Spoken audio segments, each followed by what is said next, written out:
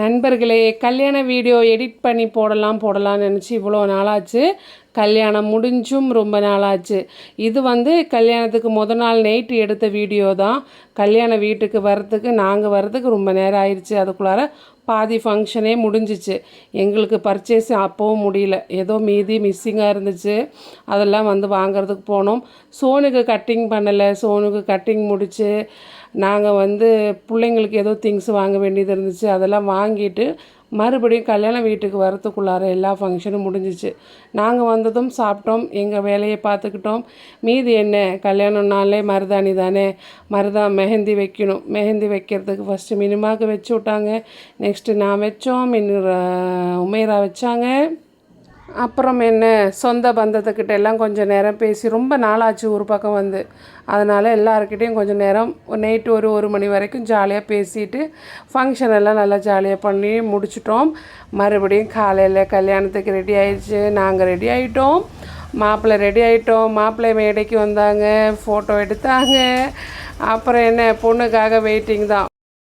மாப்பிள்ளையே வளைச்சி ஃபோட்டோ எடுக்கிறாங்க. இவங்க எதுக்கு சிரிக்கிறாங்கன்னே தெரியாமல் சிரிச்சிட்ருக்காங்க. நிறைய பேர் கிண்டல் பண்ணுறாங்களாம்மா மாப்பிள்ளை பையனை. நாங்களும் எல்லாமே வீடியோ எடுத்தோம். நாங்களும் ஒரு யூடியூபர் தானே, வீடியோ எடுத்தால் தானே லாங் வீடியோ போட முடியும்னுக்காக தான் நாங்களும் வளைச்சி வீடியோ எடுத்தோம். இது என்ன, பிள்ளையால் ஏற முடியலையா, இல்லை இவன் போஸ் அப்படியா என்னன்னு தெரியாமலே ரொம்ப நேரம் நின்றுருந்தோம். அதுக்கப்புறம் தான் எனக்கே தெரியுது, ஃபோட்டோ எடுக்கிறதுக்காக போஸ் கொடுக்குறாங்களாம்மா.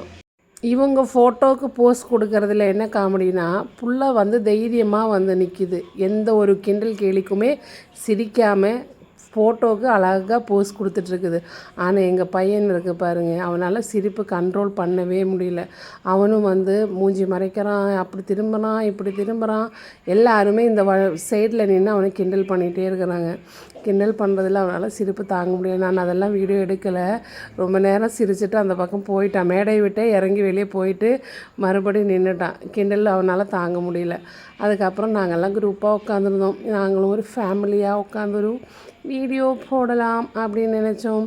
பார்த்தா அவங்கெல்லாம் என்ன திட்டுறாங்க, நீ மட்டும்தான் தெரியற, நாங்கள்லாம் தெரிய மாட்டேங்குது அப்படின்னு சொல்லி எங்கள் அக்கா ஒரு பக்கம் திட்டிகிட்ருக்காங்க.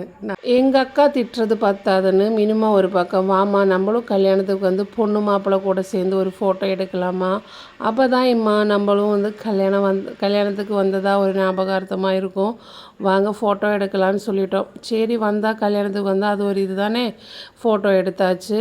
அதுக்கப்புறம் நெக்ஸ்ட் என்ன, சாப்பாடு தான். அப்புறம் சாப்பிட்டாச்சு. ஃப்ரெண்ட்ஸ் எல்லாருமே சேர்ந்து போய் ஃபுல் கட்டியாச்சு. இதுக்கு மேலே என்ன பேசணும்னு எனக்கும் தெரியல. அதனால நான் வீடியோவை இதோட லென் பண்ணுறோம்.